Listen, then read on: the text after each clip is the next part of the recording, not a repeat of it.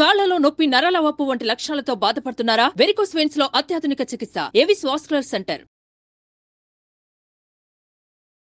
నమస్తే రమగారు. నమస్తే ఏదైనా ఒక చిన్న సిరీస్ చెప్పుకుందామండి. చీకటి చిన్నరాజు చెప్దాం. చీకటి చిన్నరాజు ఏంటి రమగారు? ఏమి లేదు, మామూలు కదే, పేరే అలాంటిది. చీకటి కోడల్లాగా ఉన్నాయి. 16 రాత్రులు అనగానే మీరు ఒకటి ఎక్స్పెక్ట్ చేశారు అదే కదా. భలే సిరీస్ రమగారు అవి. 16 రాత్రులు, అపూర్వ చింతామణి, సూపర్ అవి. ఒక ఊపు ఊపేసినాయి. ఎవరెవరు చూడలేదో వాళ్ళందరూ మళ్ళీ చూడండి. మళ్ళీ చూడండి. అప్పుడు ఖచ్చితంగా కొత్తగా వచ్చిన వాళ్ళంతా కూడా ఆడియన్స్ డెఫినెట్ గా చూడాలండి. సరే, చీకటి చిన్నరాజు ఎవడు వాడు ఏమిటి కథ? పూర్వం కళ్యాణి రాజ్యానికి ధర్మపాలుడు అని ఒక రాజుగారు ఉండేవాడు. ఆయన భార్య మణిమాల. చాలా కాలం సంతానం లేదట. అయితే ఒకనాడు ఈయన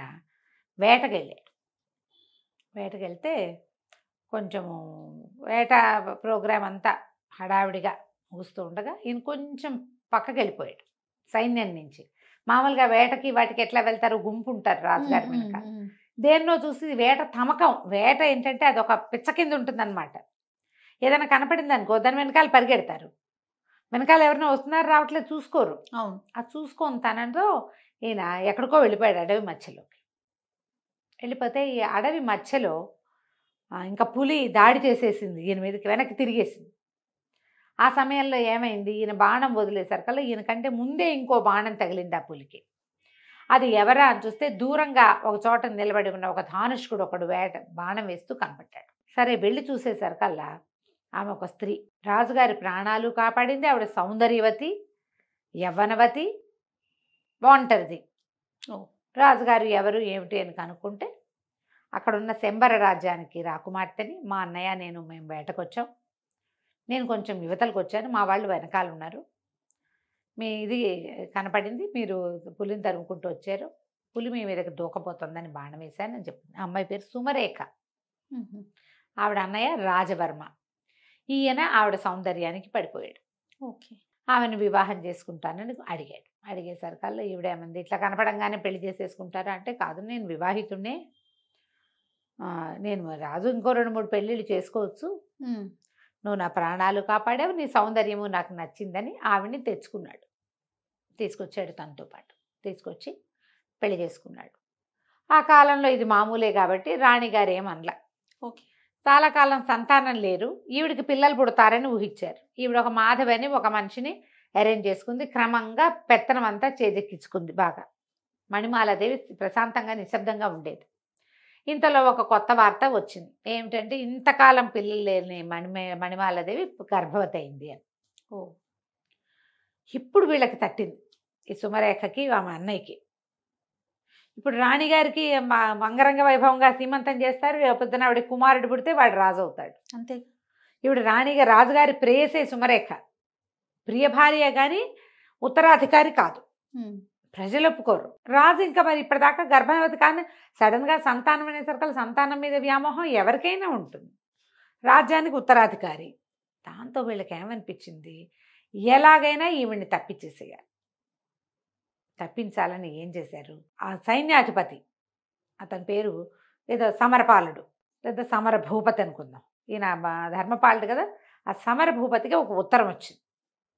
ఏమని, మణిమాలాదేవి రాసింది, రాజుగారి ప్రవర్తన బాగుండలేదు, ఎక్కువగా ఆయన సుమరేఖతో గడుపుతున్నారు, మరి సుమరేఖ పరిస్థితి కూడా ఏదో, ఆ అమ్మాయి చాలా పెత్తనాలు అవి చెలాయిస్తుంది, ఒకసారి రండి మీతో మాట్లాడాలి అని రాణిగారు రాసినట్టు ఒక ఉత్తరం రాయించారు. ఉత్తరం చదువుకున్నటువంటి సమరవర్మ వచ్చాడు ఇక్కడికి, అంతఃపురానికి వచ్చాడు. ఈ ఉత్తరం పంపించే రోజుల్లోనే ఈవిడ రాజుగారికి చెప్పింది, ఏమిటో ఆవిడ గర్భవతి అని అదని, ఇన్నాళ్ళు కలగని సంతానం ఇవాళ ఎలా కలిగింది, మీరేమో ఎక్కువగా ఇక్కడ స్పెండ్ చేస్తున్నారు, అప్పుడప్పుడునే వెళ్తున్నారు ఆవిడ దగ్గరికి.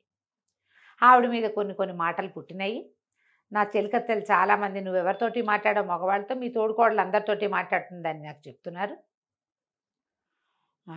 సైన్యాధికారితోటి ఈవిడికి సంబంధం ఉందని రాజుకి హింట్ ఇచ్చింది. నేను నిరూపిస్తా, వీళ్ళిద్దరూ కలిసి ఉన్నప్పుడు నీకు నిరూపిస్తానని చెప్పింది.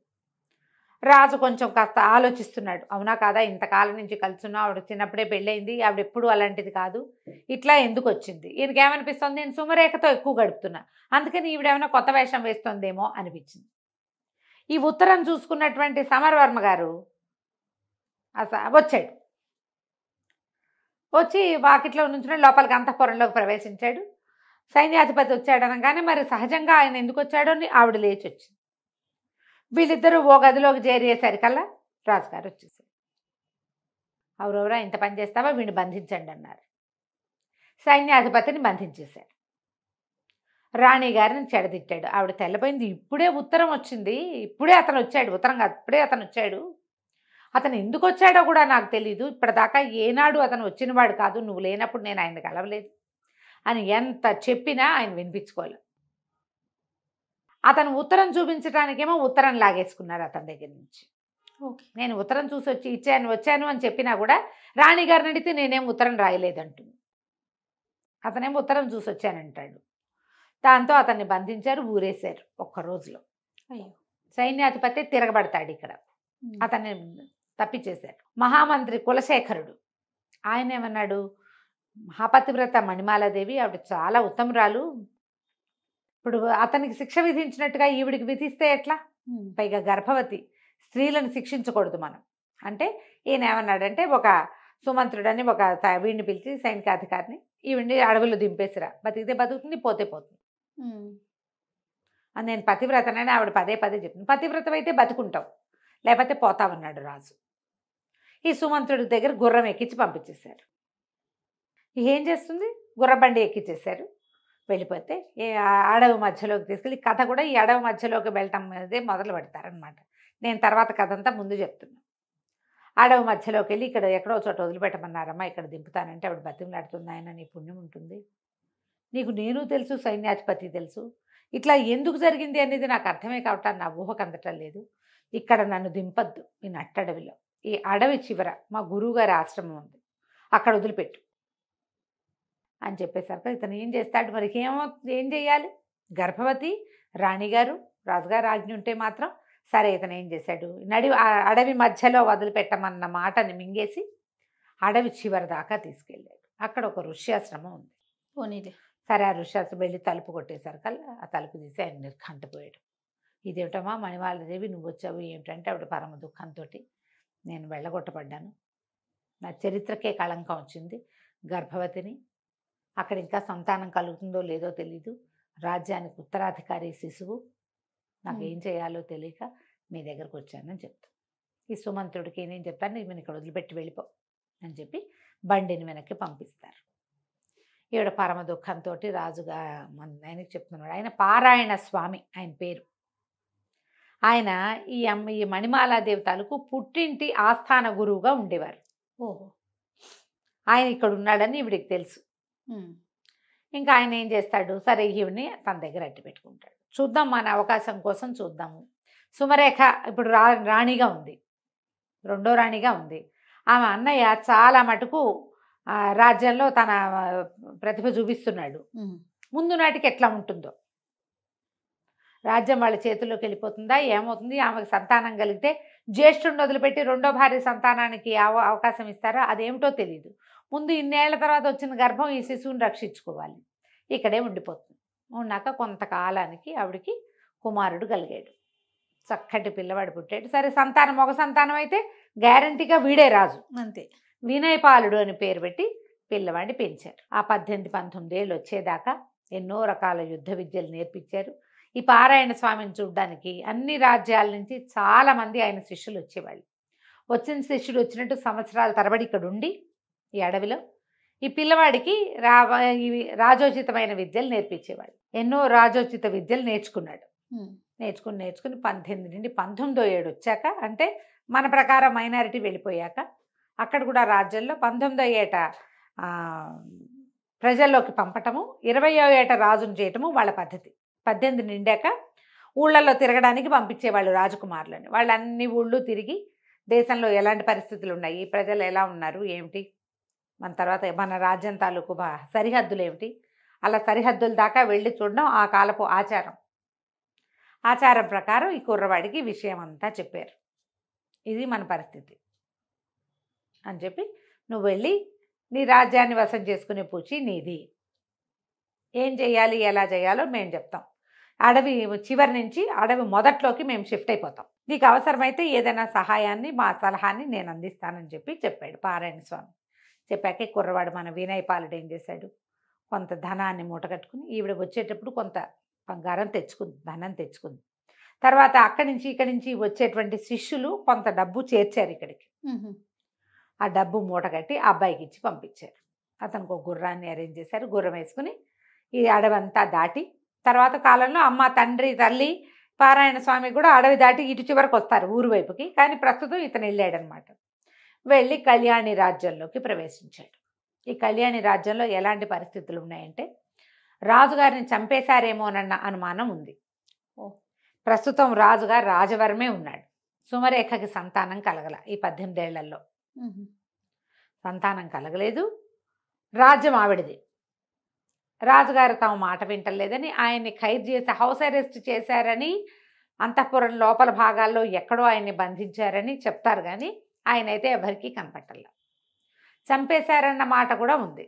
ఓకే, చంపేశారో బతికుంచి ఉంచారో అది ఇంకా తెలియదు. అది కూడా ఈ అబ్బాయి కనుక్కోవాలి. సరే, ఇతను ఏం చేశాడు, వెళ్ళి ఒక పేదరాశి పెద్దమ్మ ఇంట్లో చేరాడు. ఆవిడకి ఏం చెప్పాడంటే, ఆవిడ బాగా పాత రోజుల్లో బాగానే ఉండేది, ఇప్పుడు ఆవిడ దగ్గర ఏం లేదు, బయట నుంచి వచ్చే జనాలు కూడా ఎవరు లేరు. పెద్దమ్మ, సరుకులన్నీ తెచ్చి పడేస్తా, నాకు వండి పెట్టు, నువ్వు కూడా హాయిగా తిను,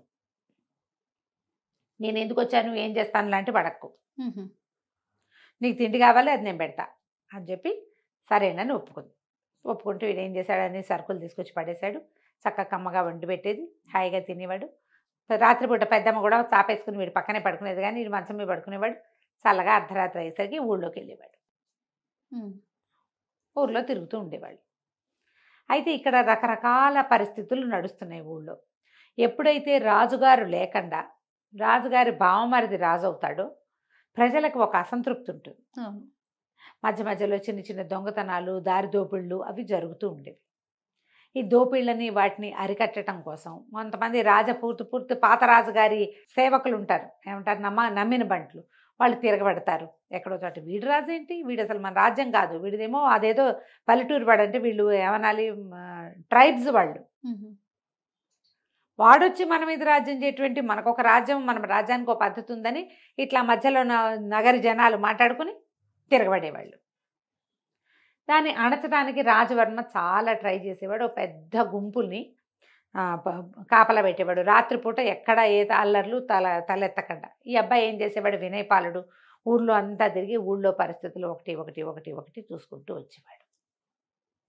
చాలా కాలం అడవిలో పుట్టి పెరగటం వల్ల, అడవిలోనే పుట్టి పెరిగాడు కదా, అక్కడే ఉన్నాడు కదా, అతనికి చిన్న చిన్న 4-5 రకాల ఆకుల్ని మిక్స్ చేసి వాటిలో నుంచి విషం తయారు చేయటము, మత్తుమందు తయారు చేయటము, అలాంటివి మంచి విద్యలు పట్టుబడి ఉన్నాయి వాడికి.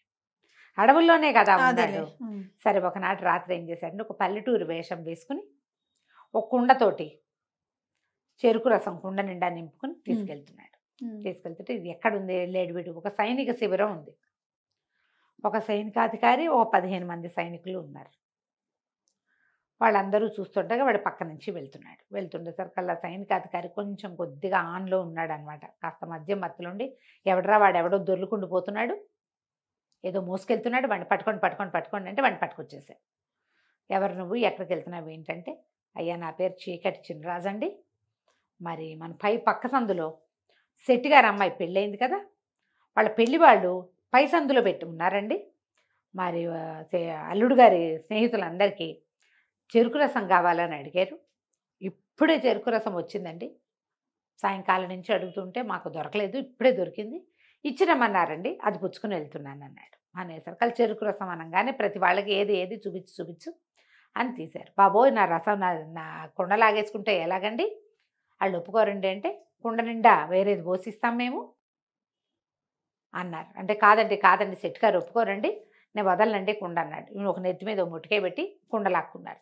లాక్కుని, వెధవా నువ్వు దుర్మార్గుడివి, కంపు సారా ఏదో మోసుకెళ్తున్నావు, నువ్వు సారా ఇక్కడి నుంచి అక్కడికి ఇల్లు మారుస్తున్నావు, నువ్వేమంటారు దాన్ని స్మగ్లింగ్ చేస్తున్నావు అని చెప్పి ఆ నేరం మీద నేను అరెస్ట్ చేస్తామని బెదిరించి అందరూ తలా ఒక గ్లాసు పుచ్చుకున్నారు. చెరుకు రసం రుచిగా ఉండి పెద్ద అధికారి 2 గ్లాసులు పుచ్చుకున్నాడు. కుండ ఖాళీ అయిపోయింది, అంత బాగా అది ఖాళీ అయిపోయింది. ఖాళీ అయిపోతే దాని నిండా కంపు సారా పోసి పెట్టండి, వీడు అది పట్టుకెళ్తున్నాడు రాసేద్దాం, వీడు తెచ్చిన జ్యూస్ అంతా తాగేశారు. కంపు సారా పోయమన్నారు, అందులో కంపు కొడుతున్న ఒక పాతకాలపు పులిసిపోయిన సారా పోసేయమన్నారు. ఆ సారా తెచ్చి పోసే లోపలే తెచ్చేవాడు పడిపోయాడు మొదట. టకా టకా టకా చాప చుట్టల్లాగా 15 మంది సైనికులు బిళ్ళబీటుగా పడిపోయారు. అందరికంటే అధికంగా సేవించిన అధికారి గారు కుర్చీలో కూర్చోవాడు అదే పాళంగా పడ్డాడు. కుర్రాడు ఏం చేశాడు, మొత్తం అందరికీ టకా బట్టలు ఉడదేశాడు, బట్టలన్నీ మూటకట్టేశాడు. అక్కడి నుంచి పడితే వచ్చేటప్పుడు ఇది పెద్ద బానక అక్కడ చిన్న బాక్స్ లాంటిది భుజాన్ని చేతుకున్న సంచిలో తెచ్చాడు. అందులో ఏంది కాటిక మసి వీళ్ళందరి మొహాలకి పులిమేశాడు. అందరూ లాగులతోటే ఉన్నారు, ఏం లేవు, బట్టలకి అక్కడే ఉంటే వేసుకుంటారు. బట్టలన్నీ మూట కట్టేసి అందరికీ చేతులు వెనక్కి పెట్టి కట్టేశాడు. ఆడ కూలబెట్టి అందరినీ లైన్గా కూర్చోబెట్టి వెళ్ళిపోయాడు. ఆ మత్తులో ఎవరేం చేస్తున్నారో వాళ్ళకి ఏం తెలీదు. వాళ్ళు ఏం చేశాడు, వెనకాల ప్రతి వాళ్ళకి మసితోటి చీకటి చిన్నరాజు అని రాశాడు. వెళ్ళిపోయాడు. ఈ బట్టల మూట మోసుకుంటూ వెళ్తుంటే ఏమనుకుంటారు, చాకళ్ళు వెళ్తున్నారు అనుకుంటారు. అక్కడ ఒకళ్ళిద్దరు సైనికులు కనపడ్డారు, కానీ బట్టలు మోసుకెళ్ళేవాడిని ఏమంటారు, తెల్లవారుజామున చెరువులకి మోసుకెళ్ళే వాళ్ళు ఎవరో పట్టుకుపోతున్నారు అనుకున్నారు. బట్టలన్నీ తీసుకెళ్ళిపోయి పేదరాశి పెద్ద ఇంట్లో దాచేసి పడుకున్నాడు వీడు మాట్లాడకుండా. ఓ 3-4 గంటలు నిద్రపోయి తెల్లారాక వచ్చేసాడు ఇక్కడికి మామూలు బట్టల్లో. ఇక అక్కడ ఏం జరిగిందో మనం వచ్చే భాగంలో విందాం. చాలా బాగుంది రమ్మగారు, ఇంట్రెస్టింగ్గా ఉంది. నమస్తే అండి. నమస్తే. సుమన్ టీవీలో మీ పర్సనల్ అండ్ బిజినెస్ ప్రమోషన్స్ కోసం కింది నెంబర్కి కాంటాక్ట్ చేయండి.